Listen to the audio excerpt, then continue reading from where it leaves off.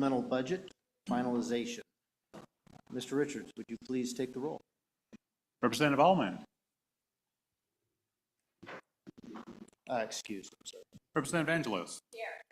Representative Harrelson. Excused. Representative Pendergraft. Here. Representative Sherwood. Here. Excused. Representative Smith. Here. Co-Chairman Driscoll.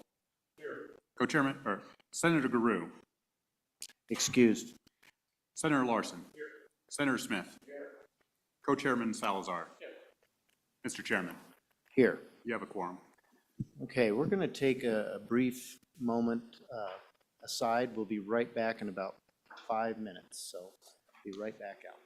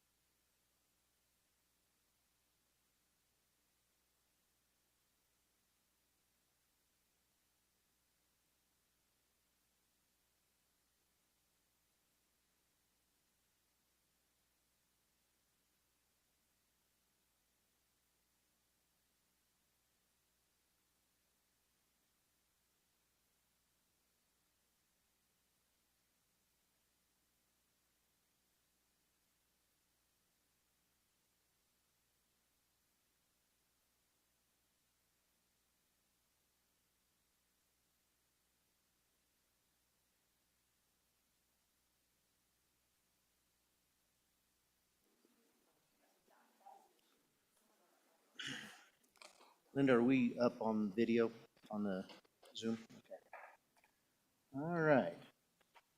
Ordinance 3. Oh, there it is. Okay. Losing track of people. We'll come back to order now. Mr. Richards, if you'd go ahead and begin sharing with us where we're going to be at on this budget, and we'll go ahead and walk through it. Do you want to go through unit by unit? Is that how you'd like to do this today? Mr. Chairman, I would like to go through page by page.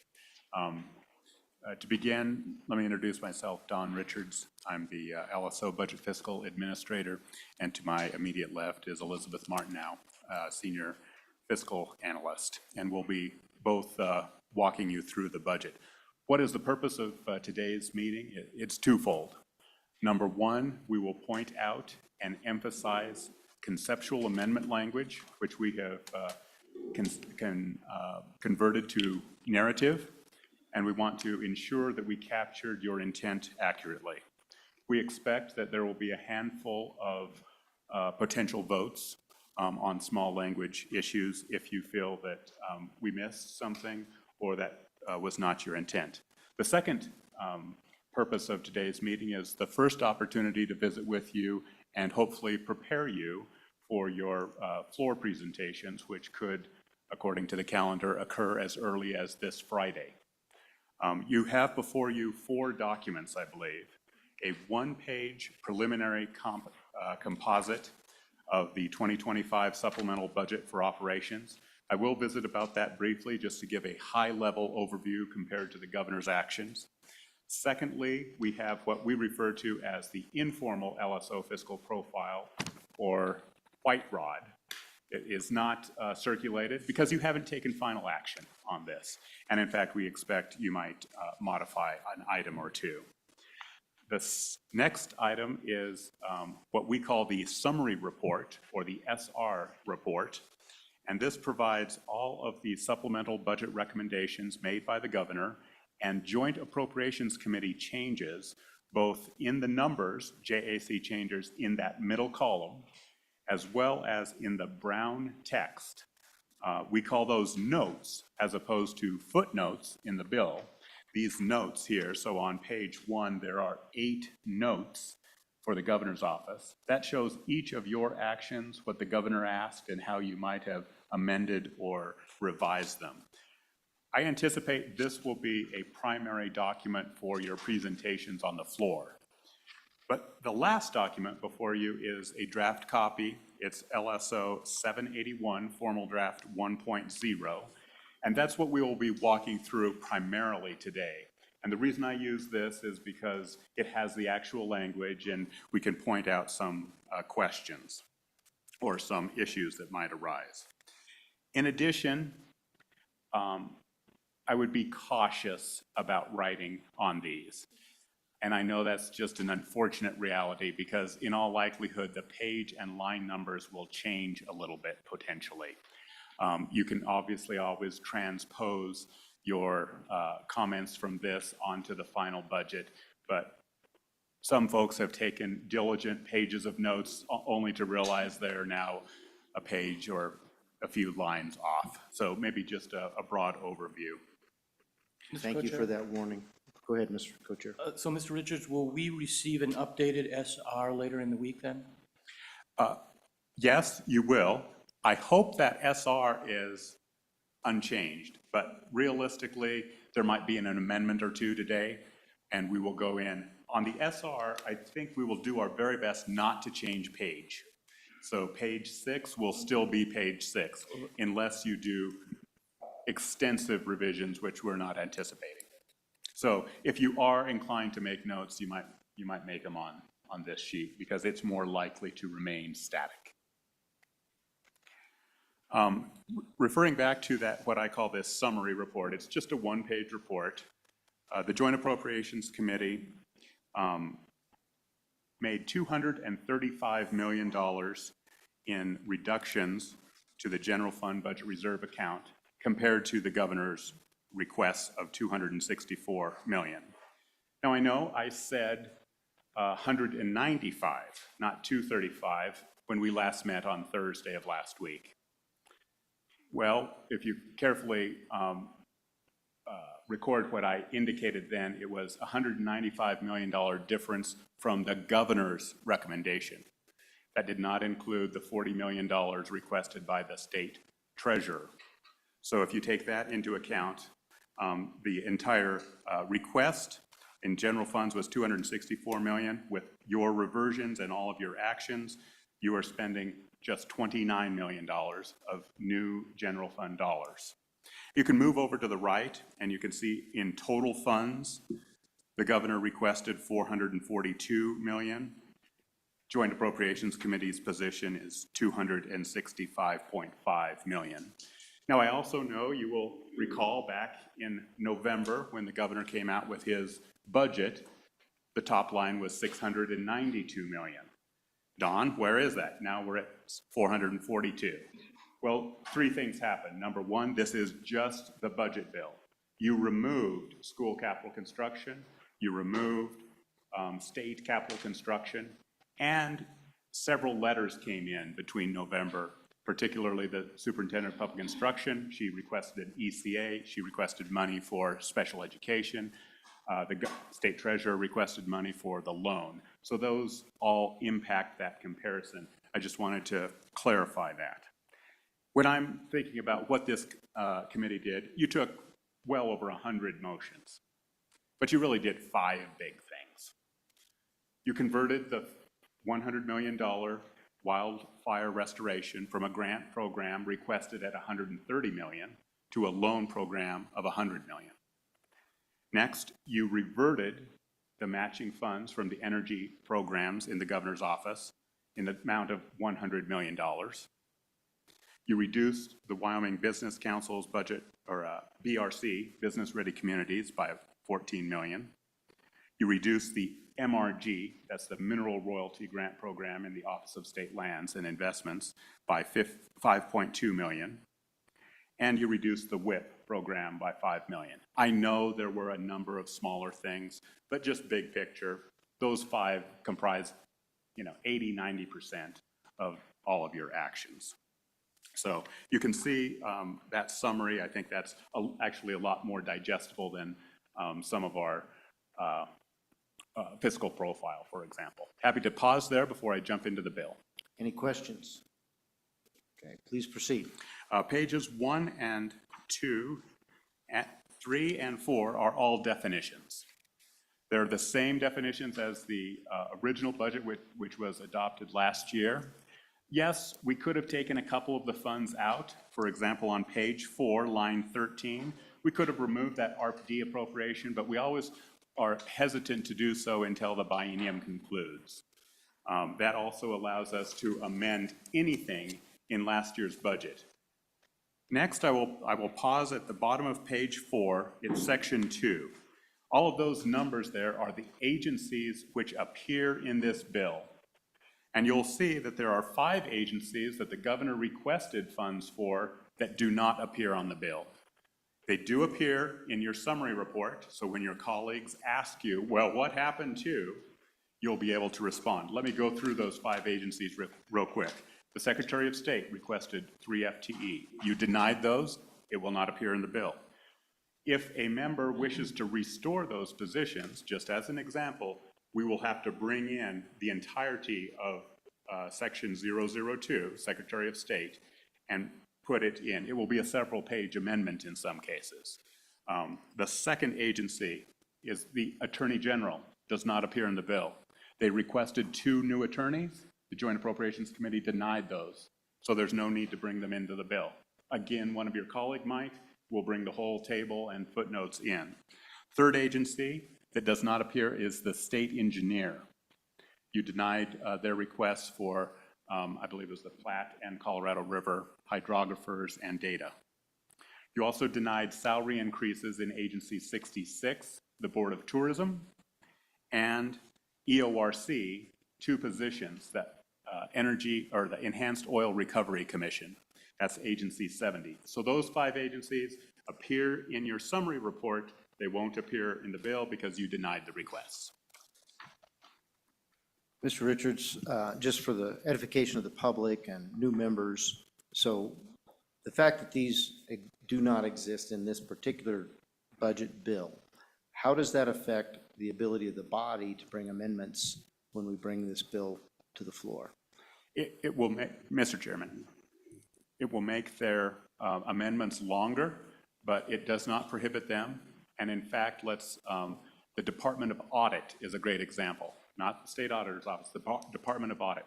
It had no budget request. You denied nothing. It was in last year's bill. Any member can bring the Department of Audit or any of the roughly 100 agencies into this bill at their discretion. Thank you. Any questions? All right, please proceed. On page 5, we'll begin with the first agency. I'll walk through this one a little bit slower, and then I'll pick up the pace as we move on. The first thing that appears is there is a new footnote 16 on the agency. The footnote narrative appears on page 12, line 7, and this restricts the governor's expenditure of funds from the school foundation program for any liaison activities with the charter school board. You also approved on line 6 and 7, you approved $1 million of special contingency consistent with the governor's recommendation. On line 9, you approved $1.263 million for disaster contingency. You also approved $200,000 for a mitigation plan, hazard mitigation plan, and inserted footnote number 13. Footnote number 13 appears on page 11, line 7. On line 14, you added $200,000 for a study of the results of the Wyoming Innovation Partnership and added footnote 14, which appears on page 11, line 13, for that study. Finally, you added on line 16, you concurred with the governor's request for $2.5 million, and you added footnote number 15, specifying these funds are for legal counsel services only. What you won't see here is a $3.6 million appropriation for natural resource litigation. That is an extensive new program, so that will appear in section 345 toward the end of the bill. Page 6, 7, 8 are all old language, nothing new. Page 9, you restored or reinserted language that the governor had vetoed, and there are several of these, I think 7 in the bill, where you restored section 307, which became section 347, which restricts the governor's ability to move funds for personnel services. And several times you've said these appropriations are exempt from those restrictions. So this is one of those cases where you're reinserting more flexibility for the governor. Moving to page 11, I will just touch base. Again, you have added 4 footnotes in the office of the governor. The first footnote appears on line 5, page 11, and that describes the purpose of the $200,000 and specifically allows the governor, as he requested, to accept federal funds. Footnote number 14 is the $200,000 for an efficiency study related to WIP, or the Wyoming Innovation Partnership. Turning the page to page 12, line 1, footnote number 15 provides $2.5 million for interstate water litigation or adjudication and restricts this appropriation to legal counsel. He had also requested supplementary purposes for that, engineers, hydrographers, and the like. Item number 16, or footnote number 16, restricts the governor's ability to expend public school foundation program funds for any contract or support personnel, including AWEX, related or acting as a liaison with the Wyoming Charter School Authorizing Board. Section 4, if there are no questions, is the State Treasurer's Office. On line 23, you adopted his request for FTE, 1 FTE, a senior accounting officer. You also provided for postage, maintenance, and a chat bot. This is all related to unclaimed property. On page 13, modified for a correction for the employee group health insurance amounts, you adopted approved 3 FTE, a senior investment officer, an investment officer, and a second senior investment officer, for a total of $1.3 million rounded. There are no footnotes related to the state treasurer. Next, on page 14, the Department of Administration and Information. You modified footnote number 2, which appears on page 15. We'll get to that a little bit later, in that you moved funds from the Department of Administration and Information to the Capital Square Preservation Account. I believe that was Representative Sherwood's amendment.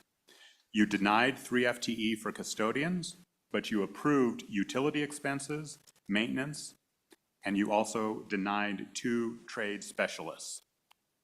Finally, you approved an AWEC position, which also serves as the Capital Saturday liaison. Now, moving to page 15, this is the first time we will ask for clarification. On footnote number 2, the remaining or unspent funds from A&I in the amount of $313, or as much thereof as is available, we include that language in there in case they spend money in the coming weeks, is transferred to the Capital Square Preservation Account. Expenditure of those funds is subject to an MOU pursuant to statute. We've cited that statute. Here's our question. We presume, but it was not clear to us, that the legislature's intent to keep summer hours open, weekends and extended hours and special events remains. So that becomes a condition of the employment or the appropriation. Representative Sherwood? Thank you, Mr. Chairman. That is my intent, and I appreciate the summary of that. Next, on page 16, the Office of Public Defender, they had no budget request before you. You simply reinserted language. This actually gives this agency additional flexibility after you have reinserted the restrictions in section 347 related to personnel funds being transferred. Section 10, the Department of Agriculture. Once again, this agency had no budget requests. The only change appears on page 18. Footnote 4B, you reinserted language that the governor had struck, providing for up to $1 million at the affirmative approval of the Game and Fish Commission by majority vote for purposes of predator control. Next, on page 19, the Department of Revenue, you approved 2 requests. You approved $10.5 million for property tax relief. That appears on line 9. You also added $75,000 for the department's administration of that program. You'll recall that program is by application. You will note on page 20, line 7, there is no Attorney General. That is where this would be put if you wanted to reinsert those 2 positions. Next, Agency 20, the Department of Environmental Quality. The only change appears on line 16. You approved $79,696 for compensation for personnel within the uranium recovery program. Agency 24, State Parks, begins on page 21, but there are only changes appear on page 23 and 24. You reinserted the governor's struck language or vetoed language and reasserted your intent that 3 programs, We the People, Humanities, and Wyoming Centennial Farm and Ranch, be included in the next standard budget for the immediately succeeding biennium. This is our first legitimate question. Also to Representative Sherwood, I believe this was her motion. Page 23, line 10, for the Centennial Farm and Ranch program. There was, I believe your language indicated that you wanted all 3 of those programs to be included in the standard budget. That is what the language says. The vetoed language actually was the opposite. So last year, the legislature said this shall not be included in the following standard budget. So this is not just a reinsertion of last year's language, overriding essentially the governor's veto. You have now taken the word not out on page 10 after the word appropriation. We removed not be included. Representative Sherwood, is there anyone else who'd like to make a comment on that? Or a motion? Okay, go ahead and proceed. Yes, one more item which I failed to mention in the Department of State Parks and Cultural Resources. You've also reduced the amount of the appropriation for the Arboretum by $3.3 million. That language appears on page 24, footnote number 7, the reduction of $3.5 million to $161,000. That's the amount that has been expended to date. And then we noted that it is the intent of the legislature this appropriation and authorized at-will employee not be included in the State Parks and Cultural Resources standard budget. Mr. Chairman, the next agency for your consideration is Agency 27, State Capital Construction. There's only one modification that appears in this bill on page 25, line 2, $2,887,621 for K-12 major maintenance. You will note on our summary sheet there is a substantially larger amount which was removed, but that all appears in a House bill which I believe was adopted on third reading just before lunch today. Importantly, footnote number 1 on page 25 restricts the school district expenditures of next year's major maintenance funds, and they shall not be allowed to use that on district enhancements. At the bottom of page 25 is Agency 39, Wildlife Natural Resource Trust.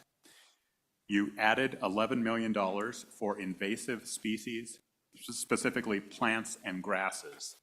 And importantly, on page 26, you have modified footnote number 1. And there are two reasons for this. Number 1, you increased this amount from $9 million to $20 million. And we also attempted to correct what was a problem last interim, where the agency prefers to expend these dollars out of the Wyoming Natural Resource Trust income account rather than the general fund. So we made that possible by that language. This is not a double appropriation. The only changes for the Department of Transportation appear on the top of page 28. There's no money involved. Again, this is just reinsertion of governor's language that was vetoed, which actually gives the department more flexibility after reinserting section 347. In section 80, I will pass it off to my colleague Elizabeth. Please proceed. Thank you, Mr. Chairman. We're in Agency 48 on page 28 of your bill. This is the Department of Health. Beginning on lines 8, you have added $672,000 for home and health rate increases. You have also added $3.8 million in general fund and federal fund for the home and community-based service providers, and that occurs in the healthcare financing division. Continuing on, and you've also added footnote 17, which is on page 34, and we will get to that in a moment. You've also added in the public health division, this one is the governor's request to convert, 12 part-time positions to full-time positions. It is a very modest general fund savings of $5 and an increase of federal funds of about $435. You've also added a footnote 18, which we will address on page 34. Finally, on this page, we have two items in behavioral health, starting on lines 20 and 21. You added $100,000, which was the governor's recommendation for the Wyoming Life Resource Center Cantina. And then you also added $1.2 million in the behavioral health, and the 13 positions, you reduced $1.2 million and 13 FTEs. Ms. Continuing. Martin, just to be clear, because I was confused by your language as well. So both the Cantina 100,000 and the 1.2 million were reductions. No, the 100,000 was approved, and the reduction is 1.2 million and the 13 positions from the behavioral health division, Mr. Chairman. Okay, thank you. And I think some folks might have confusion. There's an extra 100,000 and one extra FTE that you've also reduced from the Department of Health, and that is in the aging division. So that's on page 29. We broke them up so they came out of the correct divisions within the bill. So that is what we can see on lines 2 and 3. That's the $100,000 and one FTE that comes out of aging. It's also a combination of about $1.4 million for some for some federal funds that they're E11ing right now, and they just want to incorporate that into the budget. So those additions in the federal funds are just their request. Continuing on, we're going to move all the way to page 34. Until then, that is just existing language in the bill. And we have footnote number 17, starting on line 18, and this is for the home and community-based service providers. This is that $3.8 million that I spoke about and the federal funds that are matching. And this restricts it to one time so that you can have that discussion next biennium on the needs of this particular program. Next, on page 35, we have footnote 18, and this is restricting that conversion as requested by the governor and the Department of Health to July 1st of 2025. They didn't want to do anything right now. They wanted to wait to have those positions convert. If there are no questions, we'll move on to Agency 49 on page 35 as well, the Department of Family Services. This collectively was about $900,000 of changes. You can see this on line 17 and 18. It's $504,000 for the Adult Protective Services, and it's $487,000 for the Independent Living Program for current and former foster youth. We have existing language again until page 38, when JAC had one additional change that they made on line 14 and 15. They added back in the language that had been previously vetoed to say this appropriation shall not be transferred or expended for any other purpose. At this time, I don't know if there's any interest in addressing this, or if there's any questions. Go ahead, Representative Angelos. Mr. Chairman, would you tell me, we are on page 38, correct? Ms. Martineau. Yes, Mr. Chairman, So- Representative Angelos. Thank you, Mr. Chairman. So on line 13, I would like to just make a small change, make a motion if we could. Go ahead. And that would be to add in the word community crisis shelters, somewhere between two group homes, residential treatment centers. We just need to add that language. So repeat the language that you want to add. Community crisis shelter or shelters. Thank you. All right, is there a second? Seconded by Sherwood. Any discussion? No discussion. All those in favor say aye. All those opposed, no. That carries. Is there any question, Ms. Martineau, about the language and where it should go? Mr. Richards? No, I believe the correct language is community crisis centers. Thank you. Okay. Ms. Martineau, please proceed. Mr. Chairman, continuing on page 38, we're in section 57, which is the Community College Commission. There was one change here, and that was for the Wyoming Public Television Income Endowment, and that's $390,000, again, just to reduce the 11s that they had been processing throughout the interim. Moving on to page 40, we're in section 60, the Office of State Lands and Investments. There's quite a bit in this one. Starting on page, line 22 and 23, you've added two additional footnotes. Number 2 and number 3 will appear on page 42, which we will address in a moment. But you can see there you have added $420,000 S0, as well as $2.8 million of school foundation funds. These are to pay for the state trust lands, that property tax that might come about because of those actions. And the footnotes that you have added are simply to make these appropriations contingent on Senate File 68 or Senate File 81, and it also proportionally distributes that $420,000. The next change that we have can be found on line 6 on page 41. This is in county emergency fire suppression. You see a $40 million total. That is two actions. $20 million for emergency fire suppression account replenishment. They had drained that account completely, and so this is to get that money back in there. And then another $20 million for repayment because they had to exercise the Section 301B loan. So that $40 million is to address those two items. Next, on lines 8 and 9, in fire, you will see this is where we added, I believe it was Senator Driscoll's motion for the $2.75 million, the 1 FTE, and the 4 seasonal part-time employees for that single-engine air tankers operation. After some discussion during drafting, we realized HELAD's base, the Helitack base program, and the other seats are located in the fire division. So we just wanted to confirm that that was acceptable to have that in that division. Thank you, Senator sir. Driscoll? Okay. Ms. Martineau? Of course. Thank you, Mr. Chairman. Continuing on to line 12, in the Mineral Royalty Grants Program, the governor originally requested about $20 million, and JAC adopted $15 million instead. Moving on, we are now on page 42, line 14, and this is the first of the two footnotes relating to the property tax property tax on state lands. This is simply saying that those two appropriations are not effective if Senate File 68 or 81 is enacted into law. Then on line 19, this is the language that says that the $420,000 will be proportionally distributed. This is another point of clarification. During your discussion, you had said it would be based on revenue. And as you can see from the language on line 20, it is now based on total property taxes assessed. And so we just wanted clarification if that was your intent. Who's the bringer of that motion? Mr. Chairman, I believe it was a staff suggestion to use revenue, and upon further look, you could have a particular parcel that generates a lot of revenue but doesn't have taxes, and another that has taxes but doesn't have revenue. So aligning it with the actual taxes seemed to be a bit more equitable among those 11 funds. Okay. Any questions? All right. Proceed. We'll accept that and proceed. Perfect. Thank you, Mr. Chairman. Moving on to section 67 on page 43, we're in the University of Wyoming. First action takes place on lines 19 and 20, and your footnote for this is 15. It can be found on page 51.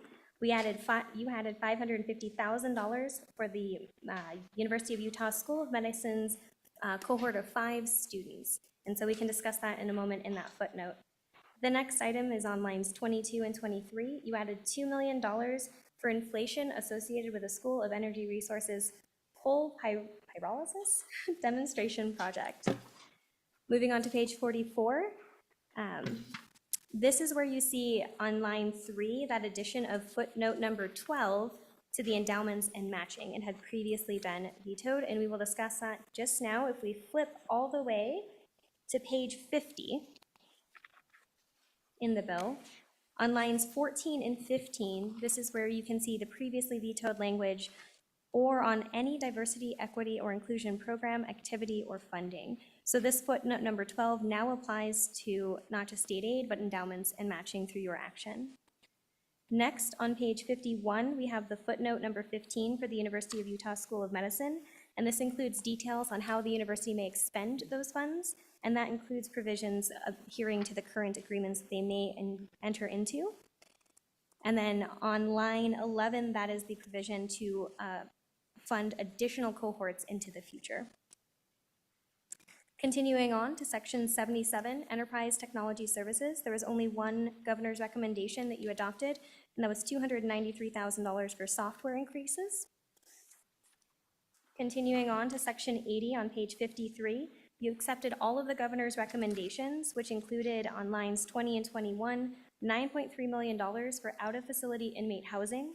On 25, line 25, and then moving on to line 1 of the next page, $454,000 for community treatment beds, and $1.4 million for the Adult Community Corrections Program.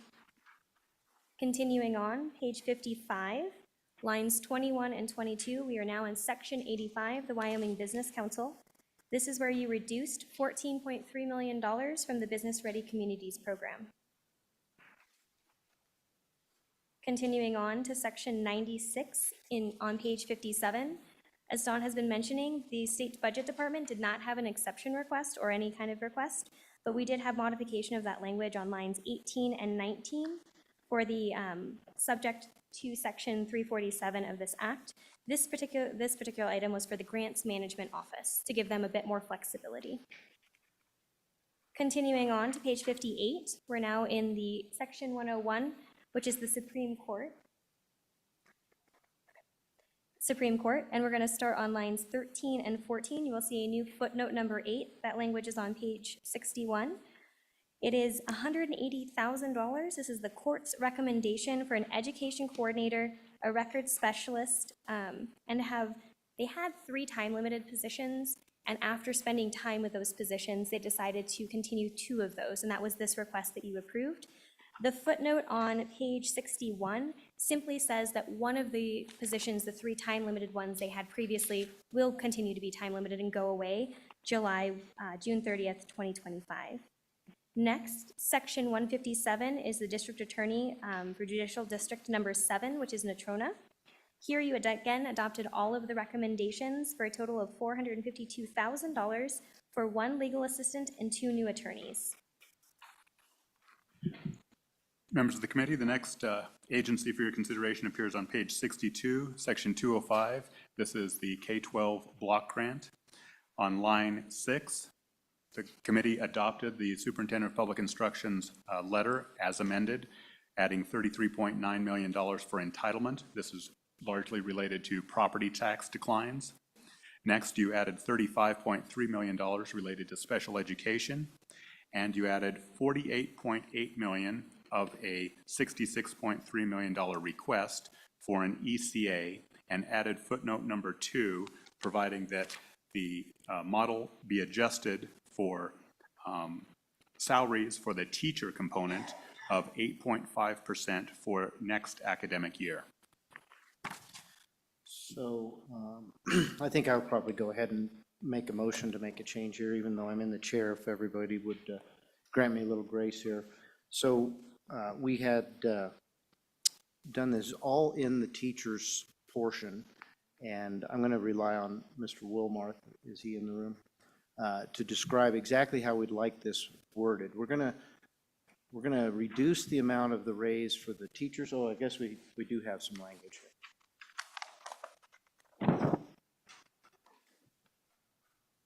Is this the language here? All right. Did see that earlier, so thank you. Yeah, Mr. Chairman, members of the committee, Matthew Wilmarth, also Senior School Finance Analyst. What's before you is a proposed amendment to your current footnote number 2, which would adjust your education resource block grant model external cost adjustment for school year 2025-26 by the ECAs or the cost indices recommended by your consultants. In paragraph 1, it would adjust professional staff subject to or except as provided in paragraph 5 by 4.761%. It would adjust the non-professional staff by 5.41%, educational materials by 1.067%, and energy by a negative 6.285%. Those 4 adjustments as recommended by your consultants totaled approximately $37.2 million. The request by Chairman Bear was to remain expenditure neutral on your recommendation of $48.8 million, but target that additional increase to teacher salaries. So under paragraph 5, you see this additional language that teachers within the education resource block grant model will be adjusted by 6.78%. And again, teachers include core teachers, specialist teachers, tutors, instruction facilitators. We've identified all those positions within that paragraph of that footnote. So all in, it remains at $48.8 million where the JAC's position was at, but it does target specific components of the model to be adjusted by those cost indices that have been recommended by your consultants, and then further adjust upward those teacher salaries by 6.78%. Mr. Wilmoth, if you could just give us a brief description of how this changes from the status quo as far as our gap below model. Yeah, Mr. Chairman, coming into this, or at the end of last school year, your difference between your consultants' recommendations in total and your legislative model was approximately $30 million. The legislative model was lower by $30 million. This recommendation here, the $48.8 million ECA, closes that difference to about $17.5 million lower than your total funding as recommended by your consultants. Thank you. Any questions from Mr. Wilmar? All right, I appreciate that description of this amendment. I'm going to move this amendment. Do I have a second? Seconded by Representative Smith. Any discussion on this motion? All right. No discussion. All those in favor say aye. Any opposed, no. That carries.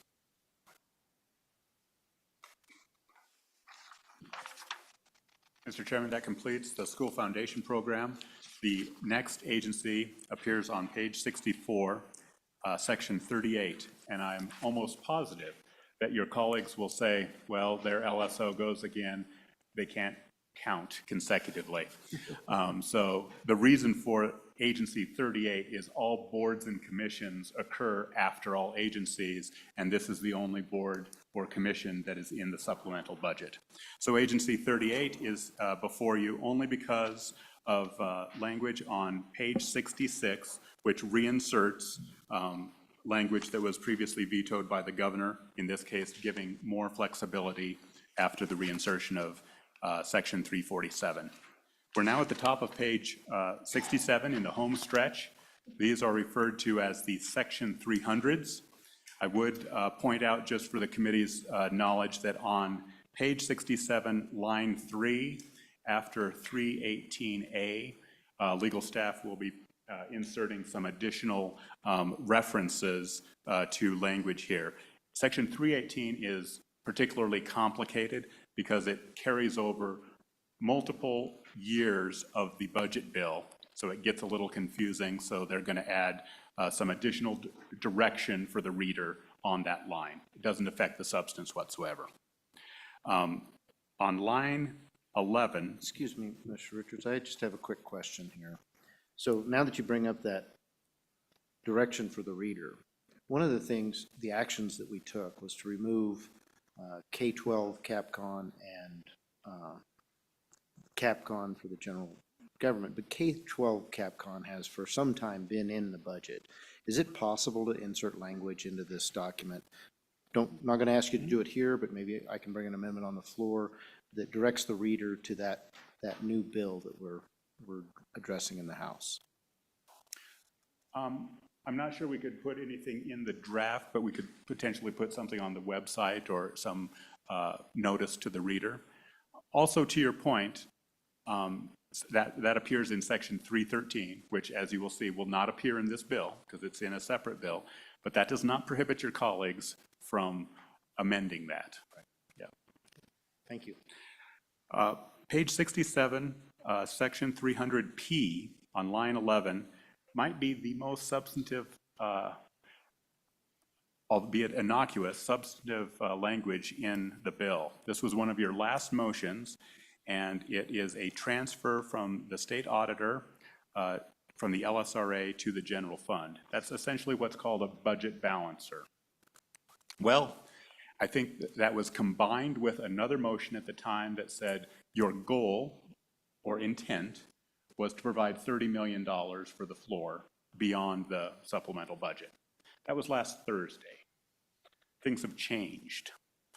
We now have several $100 million in deficit across the budget reserve account and the general fund account. In order to adopt all of those, we will need to modify this if it is your intent to pay for all of the other legislation that is currently unpaid. I believe, and oh yes, if you wanted to leave $30 million for the floors today, that $70 million has grown to $413 million. Now, I can't predict. You are much better at predicting what's going to pass. So you will see that there are some big bills out there that change the revenue distribution to local governments, $183 million on the Senate side, about $70 million on the House side with a transfer to the FMRs for YDOT, for example. We're assuming both of those pass. So you can do nothing at this point. You could put in a large number here. You could use another legislative vehicle. But at some point, if you look at our white rod, we're significantly underwater on both of those accounts, to the tune of about $413 million if you wanted to leave $30 million for the floor. How you address that is your option. I just wanted to point out that the $70 million is insufficient at this time in the process. comments or motions? Seeing none, let's continue. Section 301 increases the loan authority, which the governor requested, from 20 million to 30 million for wildfires, and you also remove two of the contingencies that the governor must use: his contingency, the special contingency, and Homeland Security's disaster contingency. That appears on lines 23 and 24. Pages 68, 69, both are just reinsertion of governor's vetoes. You reinserted that flexibility of section 347 on page 68. On the top of page 69, line 5, you added or restricted the use of carryover funds in the judiciary to the Chancery Court. And then you also reiterated the reversion at the end of this fiscal year for $25 million of UW funds for research. Section 311 probably would benefit from a vote. This was not specifically indicated in your discussions, but it is consistent with all of your actions.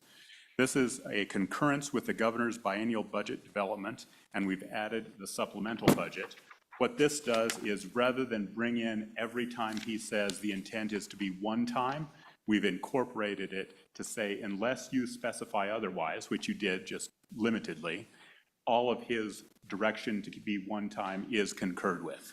So that was the intent of section 311. There was not a specific motion on this, but we certainly felt it was your intent throughout your prior motions. So, Mr. Richards, that'd be the language at the bottom of page 69 and throughout page, the first two lines of page 70. That's correct, Mr. Chairman. Okay. Do I have a motion?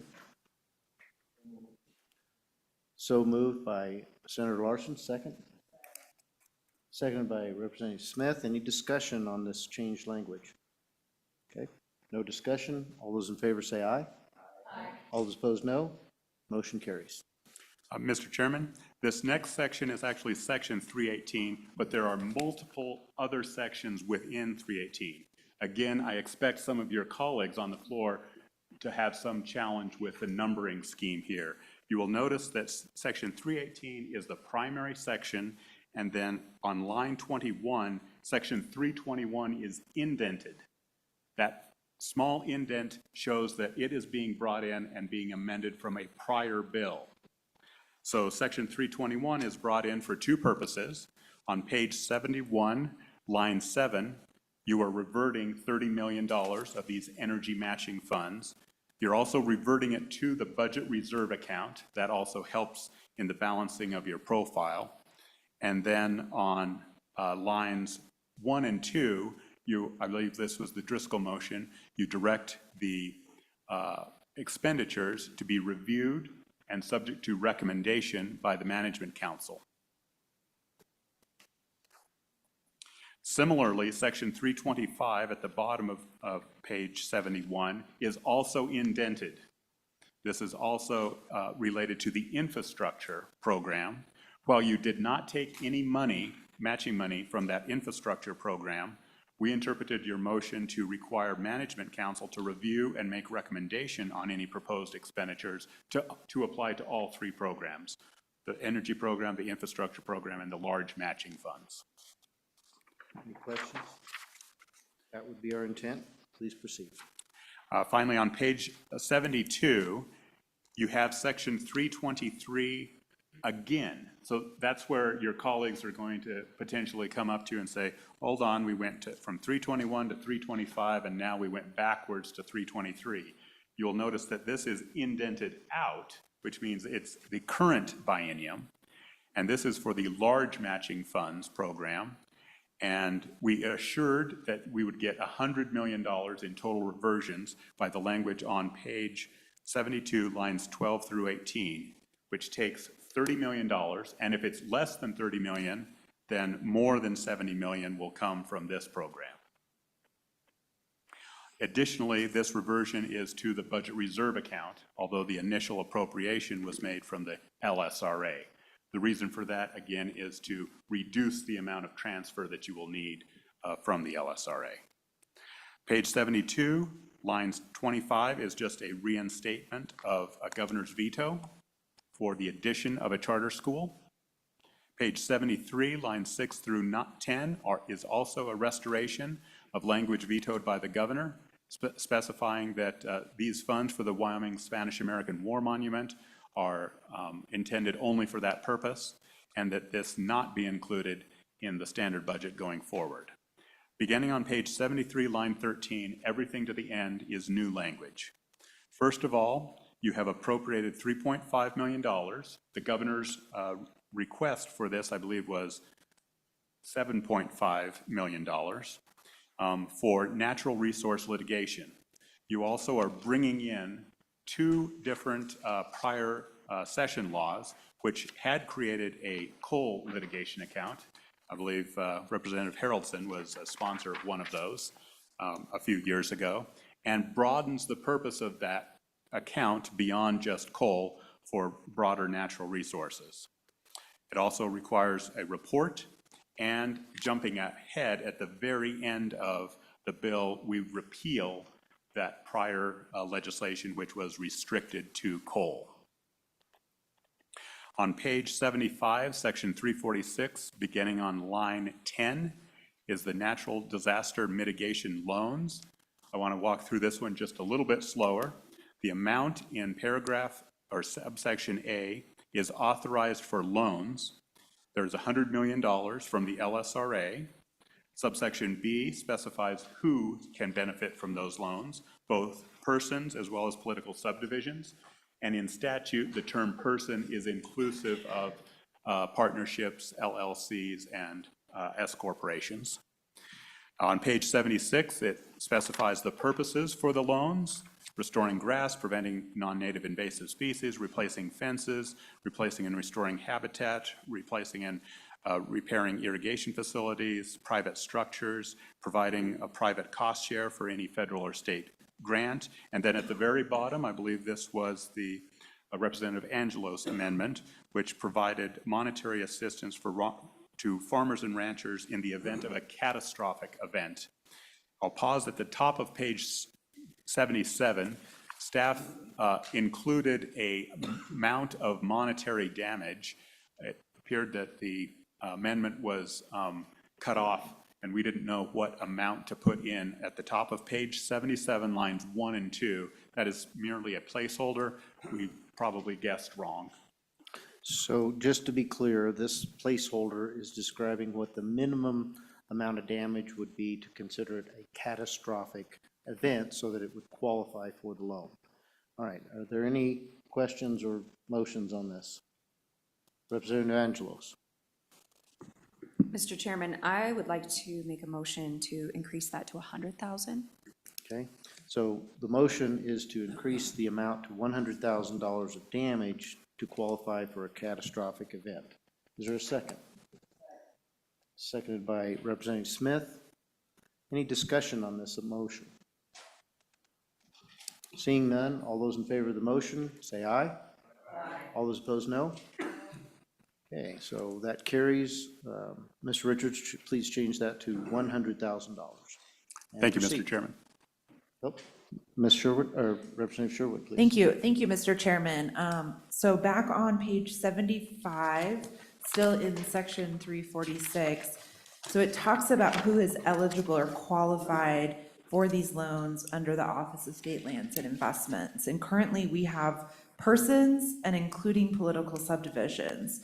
And I'm wondering if, because of the language on page 77 referencing collateral, have we inadvertently left out like weed and pest districts, irrigation districts, essentially the broader like local government, special district, or state agencies from accessing this program? Okay, any comments? Mr. Richards. Mr. Chairman, and of course I will defer to our in-house legislative counsel. I believe the term political subdivision is inclusive of counties, municipalities, and all special districts. And Mr. Chairman, Where are you at? Oh, there you are. Go ahead, counsel.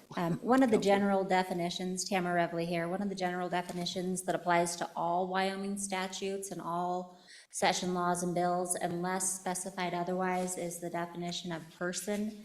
And that's within Wyoming Statute 81102. And person includes an individual, partnership, corporation, joint stock company, or any other association or entity, public or private.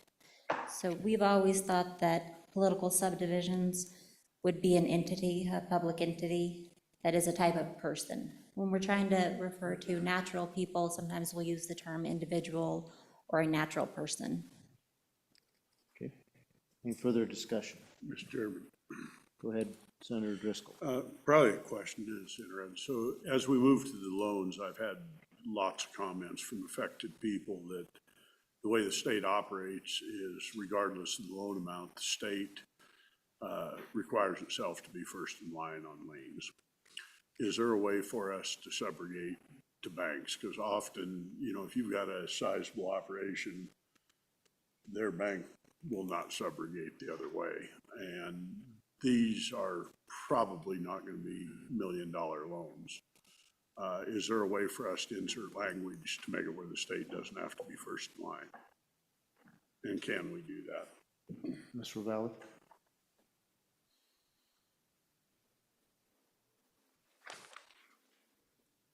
All right, I stumped the crew. Mr. Chairman, I believe where you're referencing is that the program would require collateralization or security, and it lists the types of collateral that could be provided. What you're asking is whether you can ensure that the state takes priority over any other lien or any other position that's also on that collateral. Mr. Chairman, Mr. Ravalli, just the opposite is if the state could actually subrogate their position to allow the bank to be in position in front of the state. And I realize what that does to the state fully, but if we're actually going to have this program be effective, they're going to have to be able to utilize it. And this is the only way I can see for it to happen. All right. Mr. Chairman, I think that's legally possible to craft that language. You would be putting the position, of course, in a lesser position of ensuring repayment is made, which may end up being more likely that the loan is actually a donation if it's never to be repaid. Mr. Chairman? Go ahead. Comments? Senator. Yeah, exactly that. This program is designed as a grant program, and I guess to me, if you're going to lose your ranch, if the state loses their money with your ranch, I guess I'm willing to gamble that because that's what it's going to take is foreclosure. Otherwise, they've got a lien. And so for me, weighing between loan and grant, one of the big arguments we're hearing out of everybody is no one's going to use the program because who would take out a $100,000 loan on a $1 million ranch and then the bank steps back, which they should do, but they won't. So I'm willing, from my standpoint, to have that language inserted if the committee would like that, to allow this, that if somebody actually gets where their collateral's worth nothing, the state goes down with them. I have one question for you, Ms. Ravalli. Is there a place in statute that forbids us, or I'm certain that I've never seen it in the Constitution, but is there anything that would preclude us from doing just this? Mr. Chairman, I would have to research further to see if I can identify anything, but nothing comes to mind. All right. Okay, the motion is that the state would be willing to subrogate itself to a second position or third position on the collateral. Is there a second? Second. Seconded by co-chair Salazar. Any discussion on the motion? All right, all those in favor of the motion, say aye. Aye. All those opposed, no? Okay, that carries. Okay. And Ms. Ravalli, I'm very interested in knowing about your research. If you just let me know as soon as you know something, either way. Thank you. Mr. Richards, please proceed. Mr. Chairman, I believe we're on the top of page 77, subsection C. This language provides that the Wyoming Wildlife Natural Resource Trust Fund Board first make a recommendation, but the final approval is that of SLIB. Next, subsection D provides some administration, and this is, first of all, that the loan applicants shall reasonably demonstrate that they have applied for all reasonably identified federal and state funding programs. Admittedly, the language before you from the governor's office did not use those words reasonably. And we felt that that was your intent, that an applicant would be challenged to identify every possible federal grant to which they would qualify for. So we added the term reasonably there in 2 instances. Any discussion? Okay. The next Romanette is for loans and the collateral, and be looking for the Senator Driscoll amendment to appear around this area. Next, the Representative Sherwood. Thank you, Mr. Chairman. Just coming back to this idea of collateral, which I think is best practices, but again, would a weed and pest district have collateral to offer?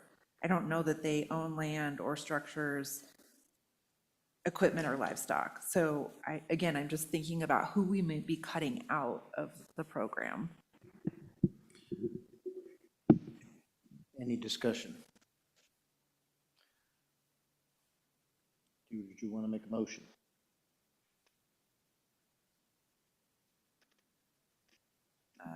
I will, a conceptual motion.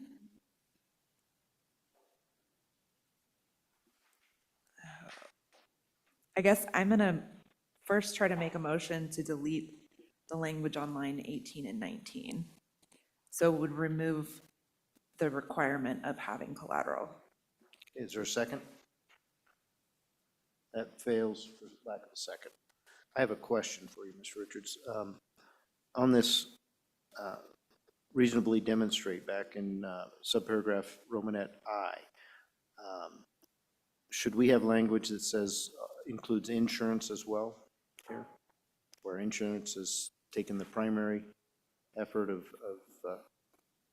mitigating the damages? You certainly could. It is not inclusive of in the current language. Okay. Any discussion about that or any motions? Moved by Representative Pendergraft to add the language for insurance as part of the reasonably demonstrated effort to get funding. Seconded by Representative Smith. Any discussion? Okay, you've heard the motion. All those in favor say aye. All those opposed, no. That carries. Senator Driscoll. Mr. Chairman, this may be out of order. It's striking me down.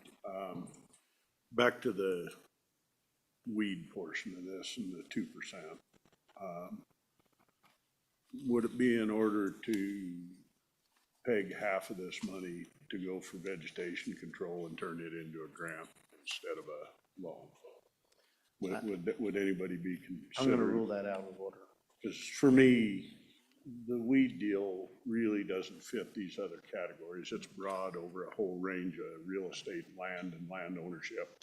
Sure. And it qualifies to me highly in the grant deal. It's basically administered by a government program of some kind. So if we took 50% of this money and put it towards some type of edge management, I'd make that motion if it was in order.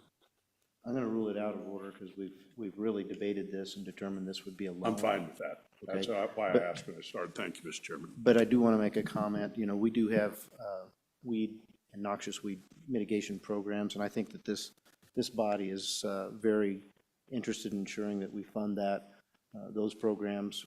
I'm hearing good news in our area about what it's going to look like as far as weed introduction, and I think we'll know a lot better as we come into the next session. I know there's concerns about getting ahead of it. The governor's made that quite clear. He'd like to get ahead of that effort.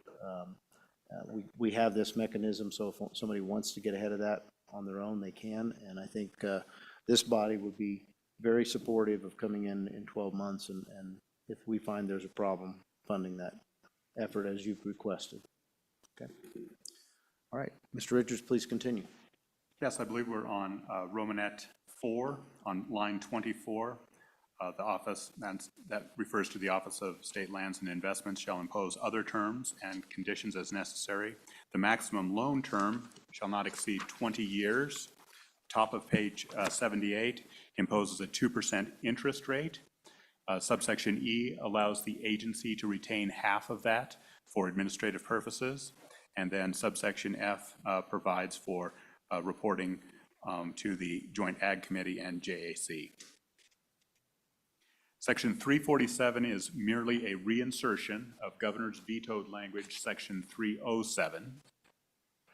This puts limitation on the transfer of 100 and 900 series, that's personnel and contracts. And then subsection B specifies several agencies have what is referred to as superflex, meaning they are not subject to this, being the Department of Environmental Quality, Health, Corrections, and as otherwise specified by footnote, which you've seen several of. Section 348 at the bottom of page 79 is for the Wyoming State Shooting Complex. On page 80, subsection B is the heart of the appropriation, $10 million, which has already been designated but not finally appropriated by the legislature in prior sessions, and then a new $3 million on line 10 from the Wyoming Tourism Reserve account, plus a new $500,000 on line 22 from the Game and Fish Fund with an affirmative vote of the Game and Fish Board. You will note that we did modify a bit of the language on line 26 and indicated that the fund shall not revert. Initially that said it shall revert, or it shall not revert, but and may be used for operations. And the reason we struck operations was to allow it to continue to be used for authorized game and fish purposes, including hunter safety, wildlife conservation, and the like. Subsection D provides that the Department of Parks and Cultural Resources enter into an MOU. Mr. Richards, I'd like to go back to subsection C if we could. So this $500,000, is this going to be an ongoing expenditure? Mr. Chairman, this, as drafted, this is a one-time appropriation. Please proceed. The subsection D provides for an MOU between state parks and the entity operating and maintaining the shooting complex, and then specifies going forward how that structure of the MOU might work. Specifically, Romanet 1 provides a 4-to-1 matching, $1 state funds, $4 matching funds from non-state resources. You'll recall the committee talked about that, discussed 3-to-1 and the like. Romanet 2 indicates that any revenue above $1 million in excess of their annual fund shall reduce the state share. So if this becomes successful, the state is removed from the funding of it first.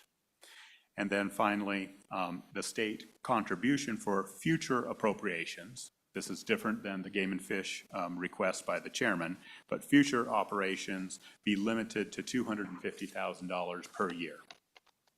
Subsection E provides that any exception requests not exceed $500,000 or $250,000 for 2 years, and that the Department of State Parks and Cultural Resources shall report to the TRW Committee and JAC every October 1.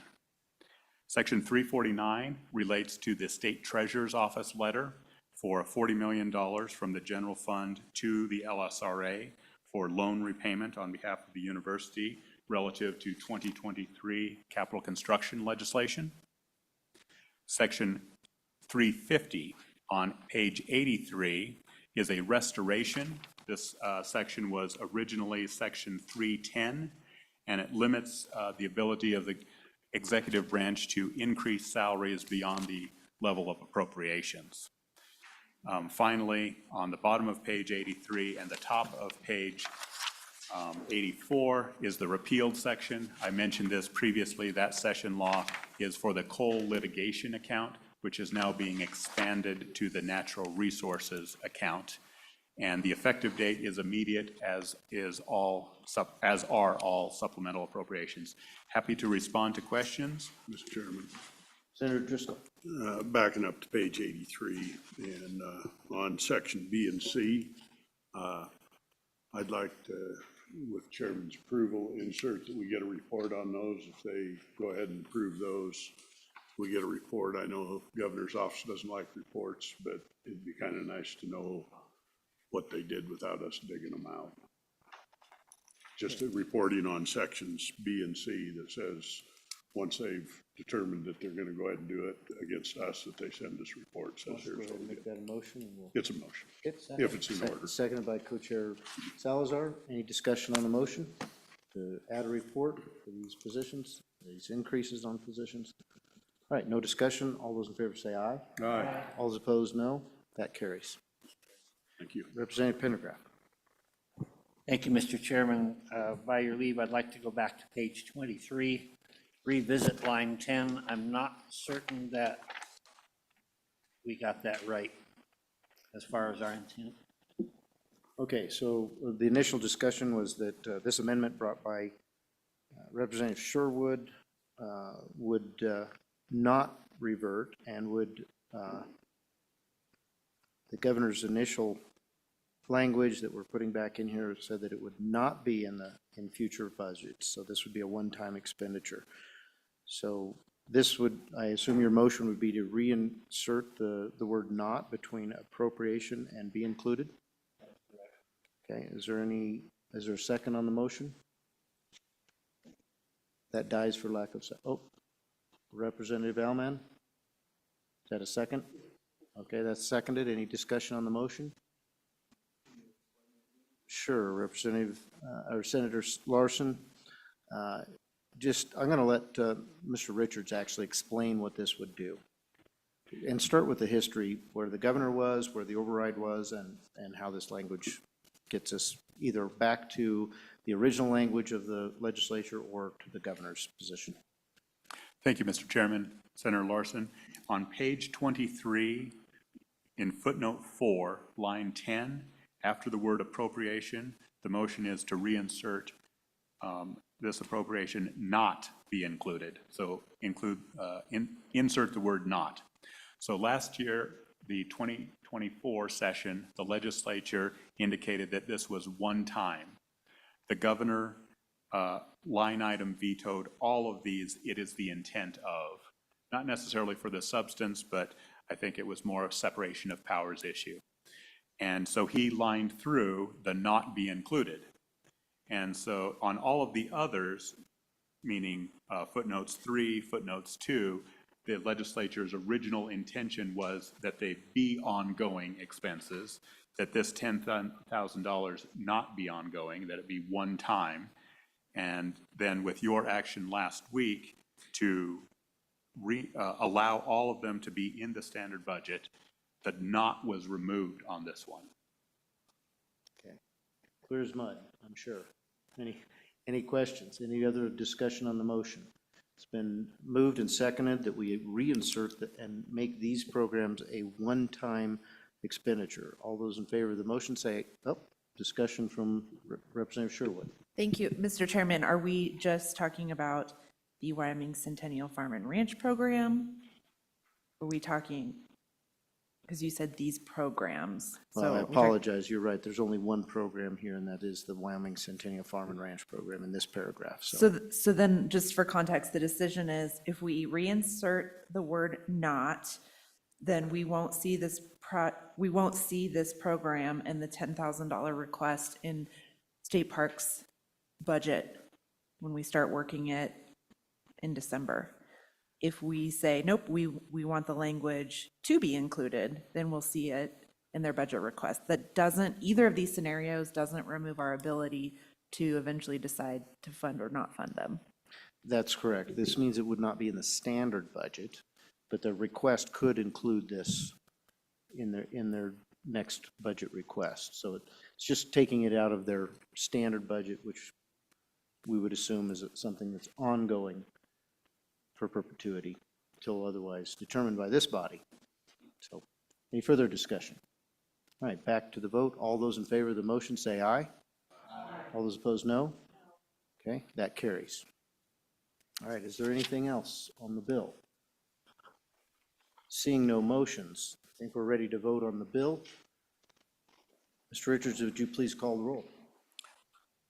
Mr. Chairman, members of the committee, the motion is on 25 LSO 0781, Committee Formal Draft 1.0 as amended. Senator Driscoll.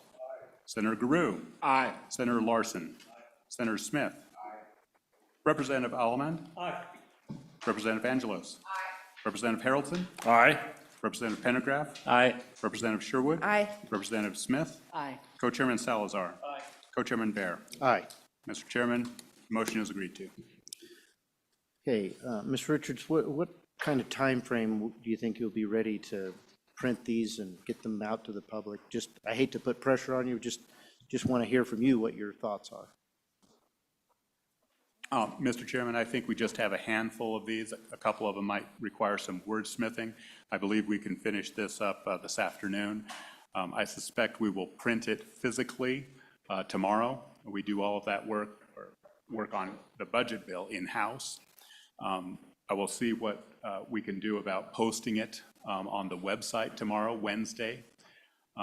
It will need to be introduced on Thursday to comply with the 24-hour rule report requirement.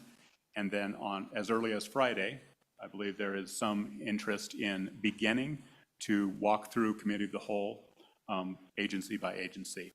In addition, if we could get the permission of both chairs to use your electronic signature, or we can come and find you, we will make sufficient copies of the summary report for your respective floors.